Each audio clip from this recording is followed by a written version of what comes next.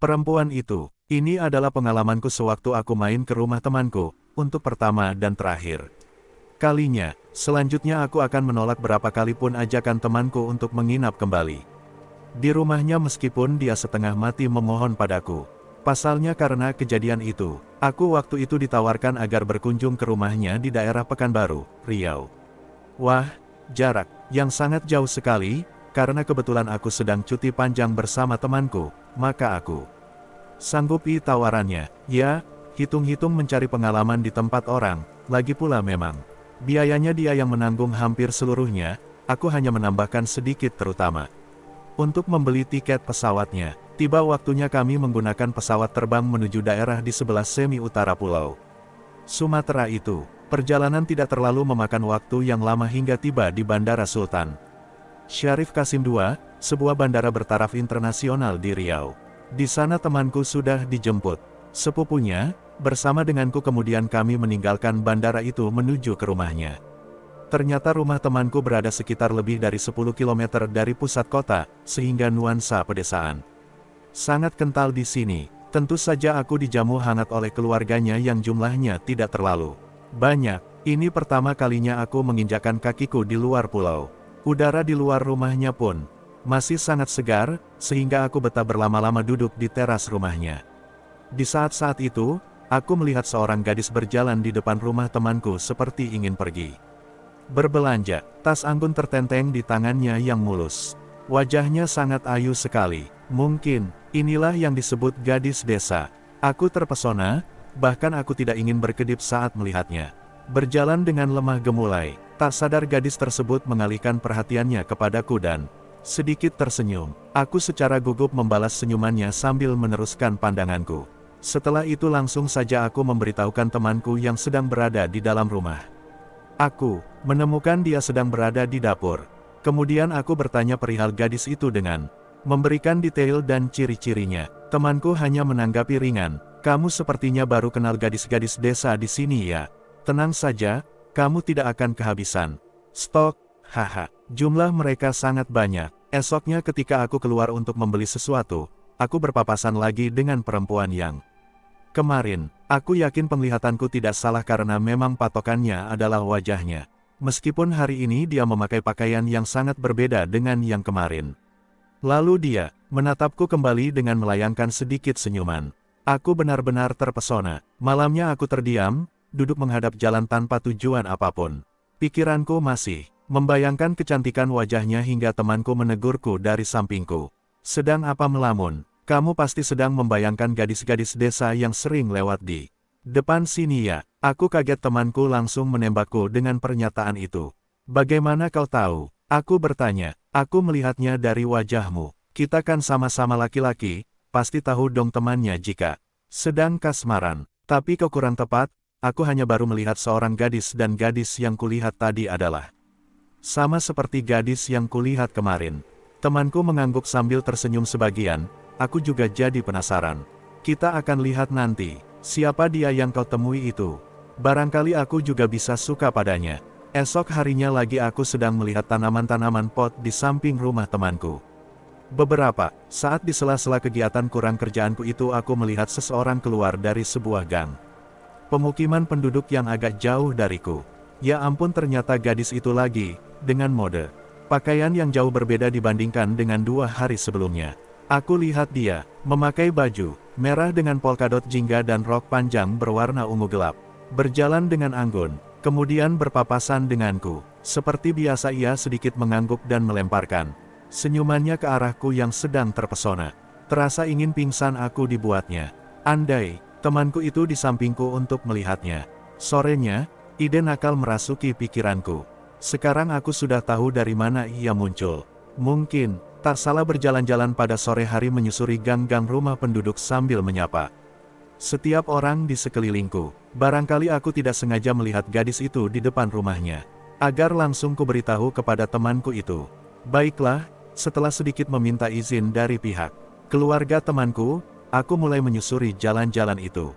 Aku berangkat menuju gang itu, pikiranku selama perjalanan selalu dipenuhi dengan kemungkinan banyaknya gadis desa di sepanjang lorong gang tersebut. Hal itu membuatku segera mempercepat Langkahku. Tak lama kemudian, aku disapa oleh seorang penduduk, mungkin seorang ibu rumah tangga, sesaat sebelum memasuki gang itu. Dia adalah warga di dekat rumah temanku yang pertama kali menyapaku. Dik, dari mana? Sapa ibu itu. Dari Jakarta Bu, sedang main ke rumah temanku yang di sana. Kataku sambil menunjuk rumah temanku. Aku sengaja menjawab sekaligus agar menghemat waktu percakapan. Oh begitu, aduh asalmu jauh juga. Lalu sekarang mau kemana? Tanya lagi ibu itu. Ingin jalan-jalan sore Bu. Wah, bagus jika begitu. Anak muda sepertimu harus rajin begitu. Aku tersenyum, dan langsung berbelok ke arah gang tersebut. Nak, mau masuk gang itu ya? Jangan, ibu itu berkata kepadaku kemudian. Ternyata dia masih memperhatikanku. Kenapa? Ada apa memangnya Bu? Oh, tidak apa-apa. Ibu hanya ingin bilang, belum lama ini warga sering kehilangan barang. Barangnya karena rumahnya disantroni maling. Setelah ditelisik, ternyata maling-maling tersebut berasal dari gang yang adik ingin masuki itu. Karena warga kesal, akhirnya ujung gang tersebut di tembok dan sekarang gang itu buntu. Aku terdiam, dan lagi, ibu itu melanjutkan, maling dulunya terbiasa lewat sana karena aksesnya sulit diketahui orang lain. Maling-maling tersebut pastinya berani sekali. Pasalnya, di balik tembok di ujung gang itu hanya terdapat hutan lebat dan banyak kuburan tua. Behind, suatu malam, seorang ayah dan anaknya terjebak di gunung bersalju. Mereka berencana untuk pulang ke rumah setelah bermalam di pondok sewaan, tapi dengan cuaca seperti ini kelihatannya hal tersebut bukanlah ide yang baik. Ayah itu menelpon istrinya untuk memberitahu bahwa dirinya sedang terjebak di pondok, dan sepertinya harus menunggu hingga besok hari agar bisa pulang dengan selamat. Untuk menenangkan anaknya kalau mereka aman, akhirnya mereka menginap satu malam lagi di pondok. Setelah makan malam, terdengar seseorang mengetuk pintu. Saat itu keadaan tidak lagi bersalju.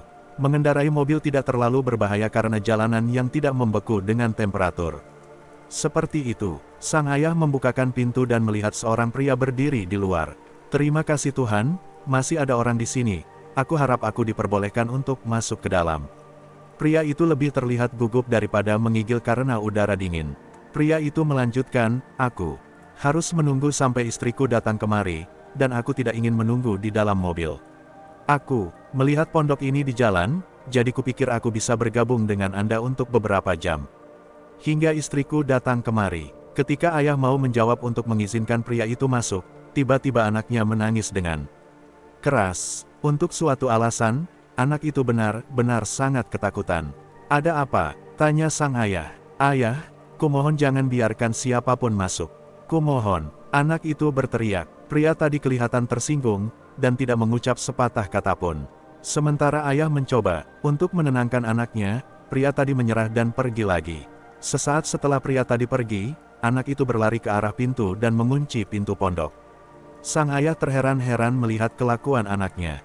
Namun ketika ditanya alasannya, anak itu hanya menangis ketakutan dan tidak memberitahukan alasan apapun. Jadi, setelah mengunci pintu, ayah membakar beberapa batang kayu di perapian untuk menjaga pondok tetap hangat. Sekitar tengah malam, pria itu kembali lagi. Kali ini, pria itu tidak mengetuk pintu, namun dia mencoba untuk membuka paksa pintu tersebut. Sang anak mendengar suara itu, tapi ayah berbisik kepada anaknya untuk tetap diam. Setelah beberapa menit, pria itu beranjak ke jendela, dan mencoba untuk mencongkelnya. Ayah lega karena bagian dalam jendela ditutup dengan balok-balok kayu. Ketika pria itu mengetahui kalau tidak ada jalan lagi untuk masuk ke dalam pondok, dia pergi lagi. Sang ayah terjaga sepanjang malam, takut jika suatu saat pria itu datang lagi.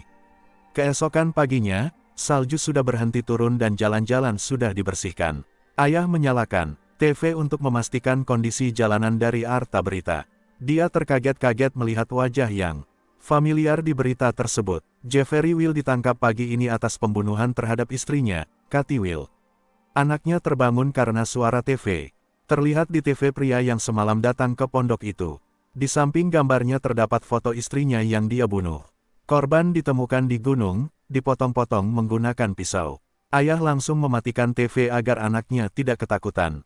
Nak, terima kasih karena tidak membiarkan laki-laki tadi malam untuk masuk ke dalam. Bagaimana kamu bisa tahu? Anak itu menatap ayahnya, dan menunjuk ke arah TV. Tidak ayah, yang aku maksud bukan laki-laki itu. Tetapi seorang wanita menyeramkan di belakangnya. Dia berdarah-darah, dan berdiri tepat di belakang laki-laki itu dengan sangat marah.